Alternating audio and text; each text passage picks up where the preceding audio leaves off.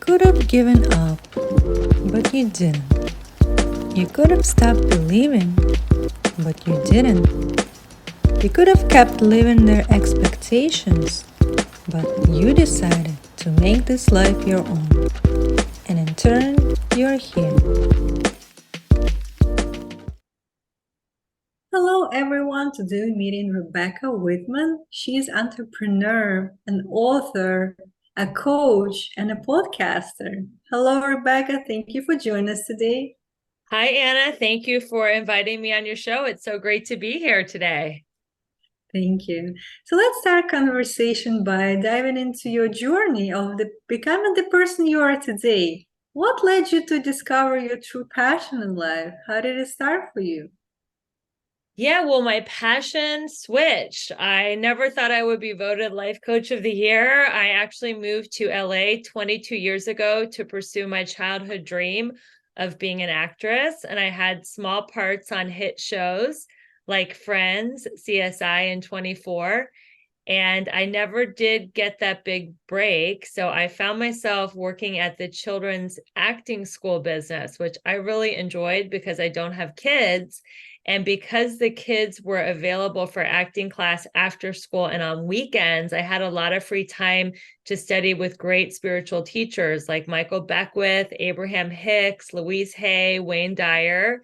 And I really did a deep dive into the law of attraction. I was able to apply it to my finances very successfully. However, my love life was not so successful. I had many heartbreaking relationships, and I actually married someone that was not healthy for me.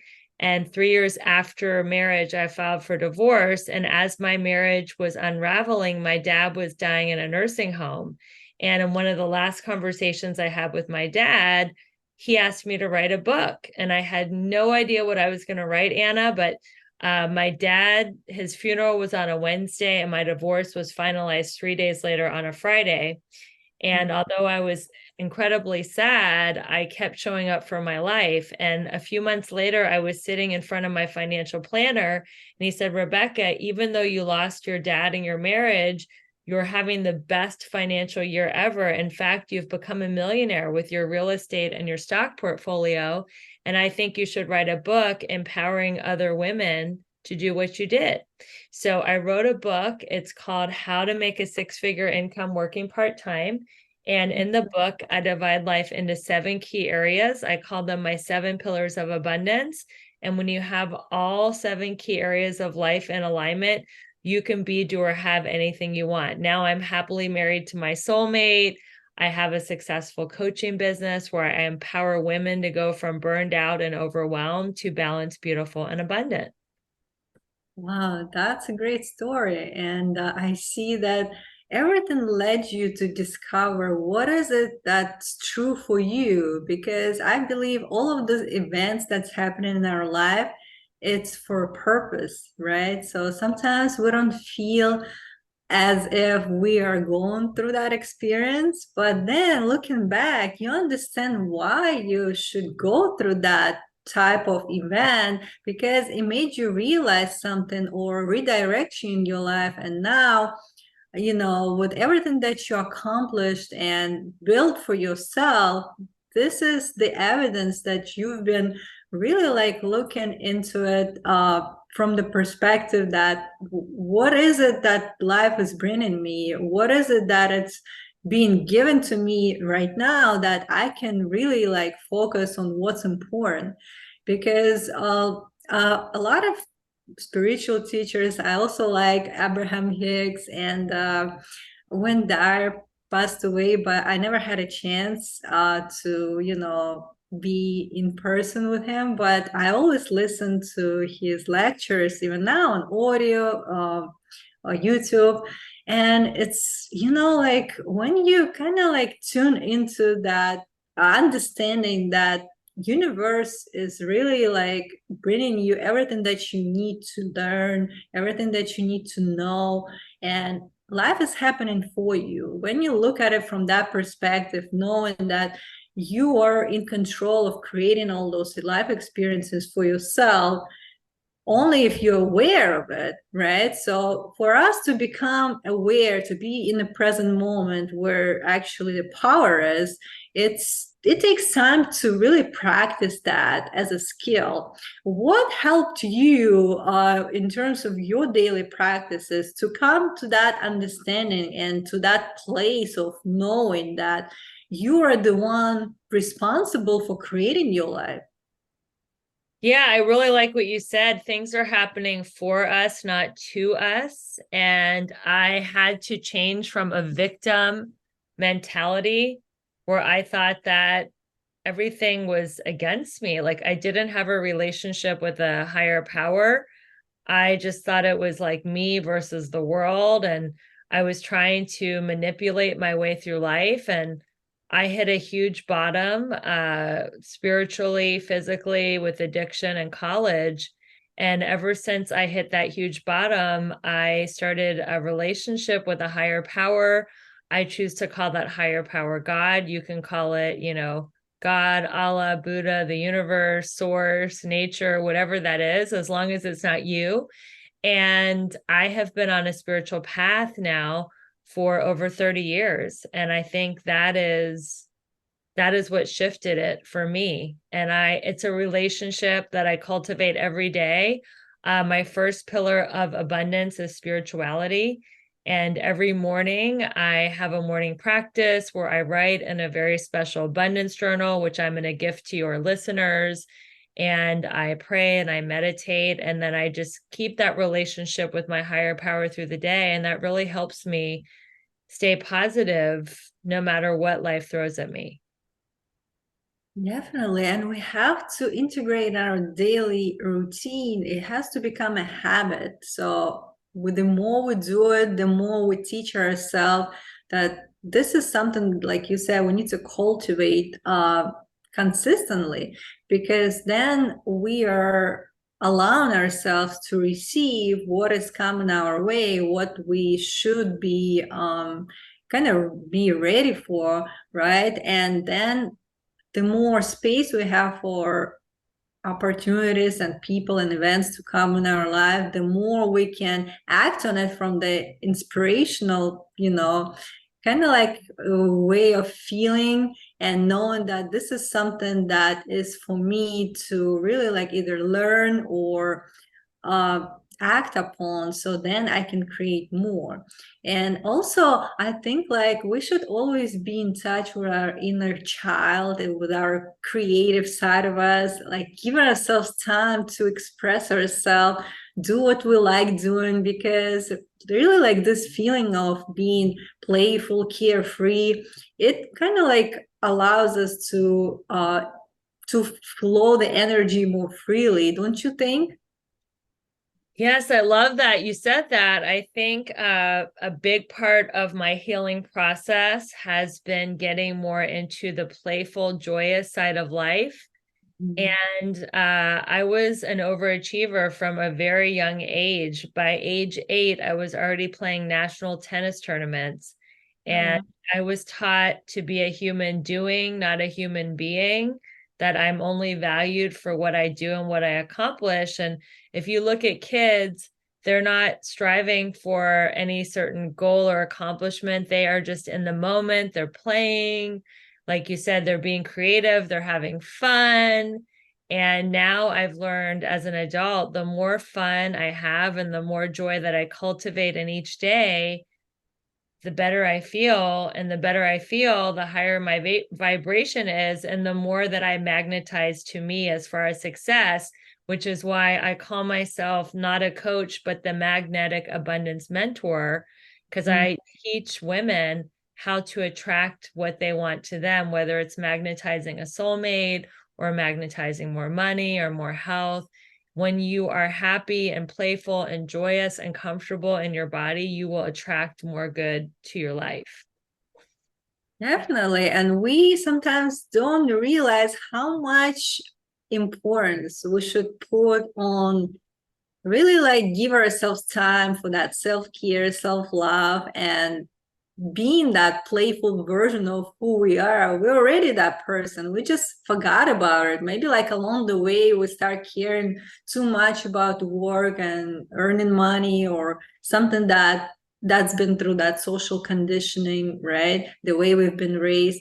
But there is always part of us that really needs that creativity to be expressed, right, in one way or another. Whatever works for each one of us, it could be different for other people, but also like finding what is it that you like doing, what is it that brings you joy, and really set time for yourself, in your schedule as a priority, because sometimes we think it's not really that important, it could wait, we put it off. But then if we really understand that this is the foundation of building that type of place from which I can really like create better life for myself, where I could attract something that I want, or it's already there. Pretty much it's already there, I'm just allowing myself to receive it. But how can I receive if I'm blocking myself, right? So I have to let it flow freely. So maybe I should be focusing on bringing myself the experiences that gives you that joy and feeling of carefree and creative. And I'm, like I'm inspired seeing you in that, power where you have everything that you dreamed about and you attracted that to you. And if you can elaborate more on what are the pillars in your book that you're talking about, that people can understand what is the important aspects we can, focus on that will really affect our life in general. Sure. So the 7 pillars of abundance are in order of importance to me. So as I mentioned, spirituality is first. Having a relationship with a power greater than yourself will help you get through everything you want in life, the trials, the tribulations. It'll give you fun, joy. It'll just, when you have something that you can have faith in, that makes your day so worthwhile. And having a morning practice is how I tap into my spirituality. The second thing I do in the morning is I go to the gym, and fitness is so important because health is wealth. If you have your health, you have everything. If you don't have your health, you have nothing. So we put our body first, body before business, and schedule our day around our fitness. The third pillar after fitness is emotion. All emotions come from fear or love. Fear-based emotions, jealousy, cynicism, resentment, bitterness. Love-based emotions are happiness, appreciation, contentment, bliss. So how do we switch our mind from fear-based thinking to love-based thinking? That is through gratitude and through affirmations. So I'm a huge believer in affirmations. And in my book, after each chapter, you get 3 affirmations to get that pillar from fear to love. The next pillar is romance, and romance and finance are intertwined. If you have a healthy romantic life, it's going to be easier to make money. And if you don't have a good relationship, it affects your finance, and vice versa. If you're having bad financial life, it's going to affect your relationship. So it's very important to have a partner who appreciates you, who loves you, who believes in you. And if you don't have that, as hard as it is to walk away, I encourage my clients to walk away from relationships that are toxic and unfulfilling. The next pillar after romance is mental. Having the mindset to want to grow more, to learn more, whether it's a cooking class, learning a new language, learning a sport, or listening to an amazing podcast like the Intern podcast, or my podcast, the Balanced, Beautiful, and Abundant Show, or a YouTube video, working on your growth. After mental, it's social, and you want to hang out with people who have the results you want. And you want to hang out with people who believe in you and inspire you. If you hang out with the ain't it awful crowd that are constantly complaining, it's going to be really challenging for you to achieve your goals and dreams. And finally, the seventh pillar is financial. And financial is having the freedom. So it's not about making money just to accumulate it for the sake of stuff. You can't take the stuff with you when you die. It's about having the freedom while you're here to do what you want, when you want, where you want, and with who you want. And if you don't have freedom, that means that we need to work on helping you make more money so that you have more freedom. So those are the 7 pillars of abundance. And I really believe that they're in order of importance. Everybody thinks that money should be first, but it's actually last, because when you have health, when you have spirituality and friends and romance, the money is just going to come your way. Right. It's just, inevitably that it will come to your experience once you start, like you said, prioritizing more of the other aspects, which is like spirituality and romance and the relationship with others. And yeah, I believe that every aspect that you mentioned is very important, and we should look at it from like holistic point of view, not just like one thing that I need to get in order to feel happy, but everything like in the connection with each other. It has to really support your own health and well-being. And also I feel like a lot of people don't prioritize their mental health because a lot of times we've been stressed out, just running on autopilot, doing stuff, and we don't even know what we're doing and why we're doing that, right? A lot of people feel miserable in their job and they're just coming back home tired, and basically they don't have any energy to do anything.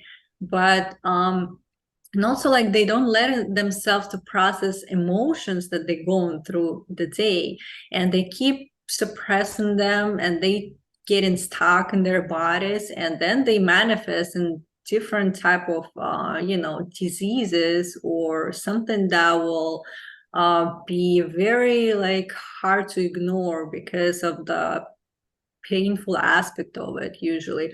And I think we should give ourselves time to process those emotions, on a daily basis, either that maybe like journaling or some other practices that we can do on our own, or having a mentor or a coach in our life who can, give our the safe space to reflect and heal. But I think it's important for us to really like know that we're not alone going through this, and we also we should allow ourselves to really like feel it, because a lot of times we think it's like a sign of weakness when we give ourselves space to feel it or talk about it with somebody. But it really is, I feel like, very important for us to let it go, something that is not really is not pleasant feeling for us in the moment, but it also will help us to maybe heal and open space for something good to come. What are your thoughts on that? Yeah, I do think that if you dwell on emotion, it gets stuck in your body and it does create disease. And I like to say that our soul is the sky and emotions are the weather. One of my clients, she lost her mom and her sister at the same time, and that is very tragic and very painful, but she became depressed for 20 years. She thought she was her feeling. She thought, I am depressed. I am depressed. Whatever you say after I am becomes your reality, instead of saying, I feel depressed. I feel sad. I lost my mom and my sister, and feeling her grief and letting it move through her. So I agree. Emotions are not facts. It's important to feel them and then let them go. And how I go through sad emotions is through exercise. That is so important for me. Moving my body, getting the emotions out of my body, drinking a lot of water. I try to drink 90 ounces a day of water. That helps move emotions through you. and of course, journaling. So when I was only 19 years old, I found myself at a 12-step meeting, and I met a woman named Janet, and she said, Rebecca, I'm going to show you how to write a daily God journal. And she gave me these life-changing journal prompts. And now every morning for 30 years, I have been writing in this God journal. I've also added a couple of my own journal prompts. And this has really helped me move through a lot of negativity, because in the journal, it helps you reframe the negative experience into learning experience. And what am I learning from this? And how can I reframe it? And having the writing practice has absolutely changed my life.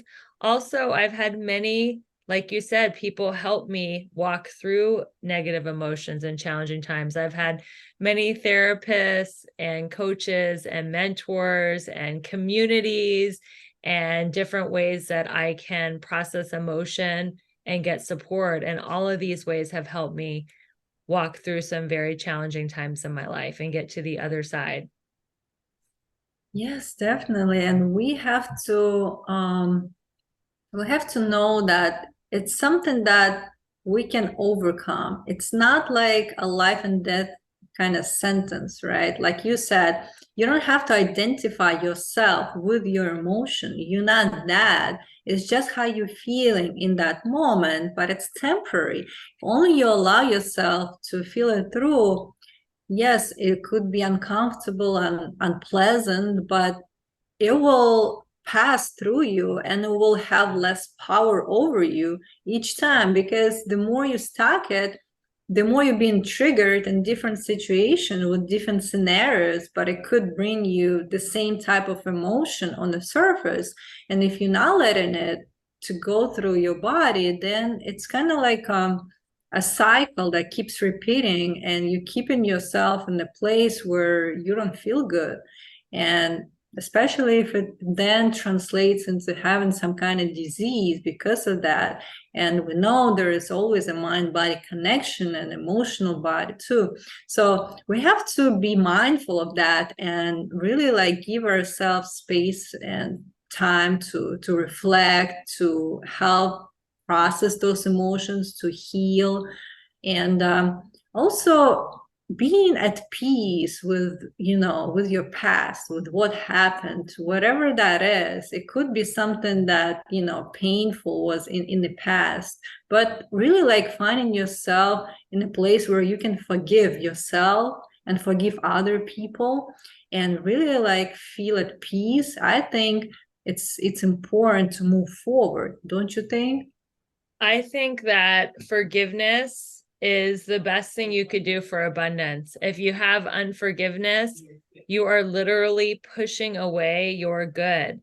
I don't care if it's good health, happiness, good connection to spirit, money. Unforgiveness is an energetic block. And some people forgive other people, like myself, but I was not forgiving myself. I was a recovering perfectionist. I still am a recovering perfectionist, super high standards for myself. So I got to forgive myself and again, have faith that everything happened for a reason. I'm exactly where I'm supposed to be on my journey. And when I feel unforgiveness, I really like saying the affirmation, I forgive everyone for absolutely everything, especially me. Yes, definitely. And the more we say, the more it's kind of like being active in our vibration, right? And we really help ourselves to release that tension, to release that stuck energy, or maybe some kind of like regret that we had at some point, and accepting everything that we have right now, knowing that it's for a purpose, it's a higher purpose, it's beyond of what you know. There is a bigger picture, and everything falls into place just perfectly, and you are where you are, but also knowing that you have that power of choice now, and you can choose where you want to go. But again, being in that peaceful state where, nothing is holding you back, and then you can choose. I think it's a more um, effective way of kind of navigating through life. But also, you have to kind of prioritize your mental and physical health enough to know that you deserve that. You deserve to give yourself that self-care and self-love, because nobody but you will give it to you. So you have to be number one person who can give it to yourself. I mean, it's good to have people who support you. It's just a gift, but you should be your number one cheerleader. You don't have to wait for anybody to come and save you, right? So you have to be that person.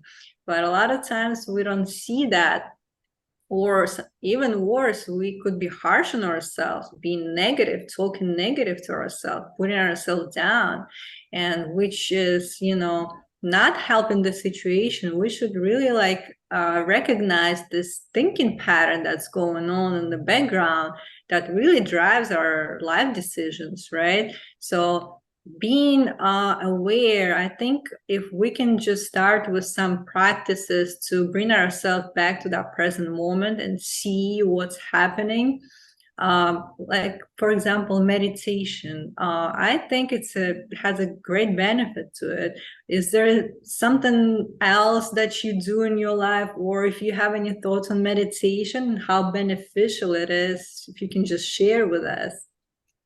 Yeah, I think meditation is very beneficial. Just being still in your body, slowing down. That's the main thing. I am not like a master meditator. I like guided meditation.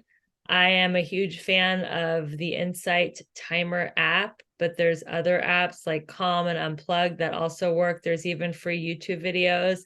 And just listening to someone talk really calms my mind. I've learned other kinds of meditation too, but I just keep going back to the Insight Timer app so I can just put something on no matter how much time I have. They have them for as short as 3 minutes all the way up to hours and hours of guided meditation. And that's what I really like to do. And just telling myself just to slow down and breathe, be mindful, chewing more slowly my food, not gulping everything down and rushing. I am working now on eating while sitting down, like not eating on the go in the car or standing up. All these things I continue to work on these. So I haven't become an ascended master. I still get to work on slowing down and just being more aware of, getting there fast isn't going to make the journey more enjoyable. Life is a journey. And if I can just slow down, meditate, be mindful, it'll be way more fun and way more rewarding in the end. Yes, definitely. And also, like, we have to know it's not about destination, but about, how joyful we are as we go. We have to feel it every day and looking forward to what that day brings, and not just really like living in the future, thinking about one day I will get there, but enjoying it right now. And you have all the tools available for you to really like help yourself, support yourself with being in that place. And yes, meditation or fitness, like you mentioned, yeah, everything, it's just personally for every one of us, we find what it is that help us to process the emotion, to be mindful, to remind ourselves what is it important in our life and what should we focus on, and then really give ourselves time to do everything that we plan to do, and not just talking about, but really like take action on it. Because again, it's about what you do today, then you'll see 3, 5 years from today the results of all of that, right? And we have to know that it's a long-term commitment to that process, and it shouldn't be that heavy on us. We just need to find a way to enjoy that process. as we go. And I'm glad that we found time to talk today. Thank you so much for sharing your thoughts and wisdom. And for those who would like to connect to you online, how can they find you? Yes, well, there's going to be a Linktree link that Anna has where you can grab the Abundance Journal. You can also, I have 3 available coaching appointments this week for a breakthrough call, and those go really, really fast. So you can snag one of those 3 appointments. Also, you can find me on Instagram at Rebecca E. Whitman, Clubhouse and Twitter and Threads at Rebecca E. Whitman. And you can always go to my website, RebeccaElizabethWhitman.com with a Z. And on my website, there's a couple free gifts as well. You can find your meaningful and magnetic purpose. There's a free workbook. And you can also take a quiz to see where your life is in and out of balance. So I'd love to connect with you guys. I do respond to my DMs. And if you have any questions, you can always feel free to hit me up. And also in my Linktree, I'm doing a complimentary women's circle every Tuesday at noon Pacific, 3 Eastern. I offer a free group coaching class just to give back and support women. So I would love to see any of you guys jump into my free coaching community on Tuesdays. Oh, that's wonderful. Thank you so much. I'm going to include that in the show notes as well. And as we close, what would be the thought for today for our listeners? The thought for today is to just do the next indicated action. If you're thinking about the past, it's usually with regret and you're beating yourself up and saying, I would have, could have, should have done it differently. And if you're too far into the future, it's anxiety. It's like, oh my God, it's so overwhelming. How am I going to do this? How am I going to do that? What's going to happen? But your happiness lies in just doing your day, slowing down, finding the joy in the moment, and just doing the next indicated action. So those are my closing words. Yes, thank you so much. I hope you enjoy your day. Thank you. Enjoy your day, everyone. Thanks, Anna. I hope you enjoyed this episode, and if you did, hit the subscribe button and share it with others. Stay tuned.